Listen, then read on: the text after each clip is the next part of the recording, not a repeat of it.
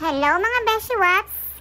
Ayan, magandang buhay sa ating lahat mga Beshiwaps! Ayan ang ating bahay kubo, ang ating update ng ating bahay kubo. Ayan ang ating kuya dyan. Pinupunasan po niya ang ating counter ng kusina. Ayan, nakapag first coating na po sila guys. Ayan, pininturahan na rin po nila yung sawali. Ayan. First coating pa lang po yan, mga Beshiwaps. Ayan, nakikita nyo naman. Kitang-kita nyo naman. First coating pa lang po yan, guys. Ayan. Tatapusin pa nila yan sa Monday. Ayan. Ayan ang ating CR, mga Beshiwaps. So, ang ating CR, mga Besh. Ayan. Medyo na-question ako dyan dahil hindi daw siya di-flash. Baka papabungkal ko yan at papalitan ko ng di-flash. Ayan naman ang ating mga halaman, mga Beshiwaps. Ayan. Araw-araw yan inaalagaan ni Kuya John. J.R. Marcadejas. Thank you very much. Ayan sa ating Kuya John, J.R. Marcadejas. Ayan, hindi niya pinabayaan ng ating mga halaman na yan. Tuwan-tuwa siyang magdilig-dilig dyan. Kahit hakot-hakot pa siya dahil lang ating poso ay hindi pa okay. Hinihintay pa natin guys na matap ang kuryente. Tarelco, baka naman. Ayan. We are waiting for you, Tarelco. Sana mag-survey na kayo this coming week dahil hinihintay namin kayo. Nade-delay po ang aming gawa dahil wala kaming kuryente. Ayan, naikabit na rin po guys ang ating screen door ng ating kusina. So ayan ang kabuuan ng ating bahay kubo, mga Beshiwaps. Ayan. Nasa gitna po ako ng bukirin. Kaya yan muna ang ating tinatayo. Pagtsagaan nyo muna yung aking bahay kubo. Ang aking cute na bahay kubo. Ayan mga Besh. Gusto nating mamuhay ng simple lang. Simple pero tahimik at masaya. Ganun. Ayan mga Besh.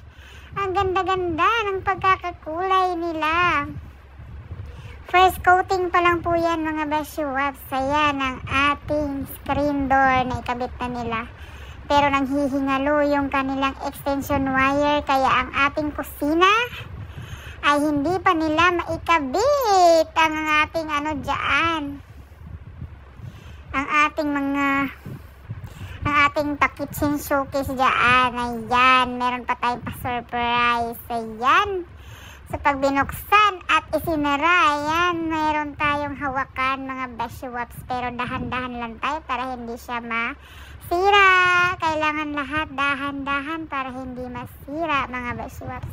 So yan, tinatambayan pala nila Maria yan dyan. Nagdadala sila dyan ng pagkain at yan sila. Humihiga-higa na sila dyan. Kahit ganyan pa yung sahig na yan.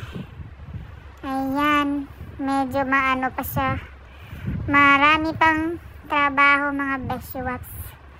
Ayan ang ating update mga Beshiwaps.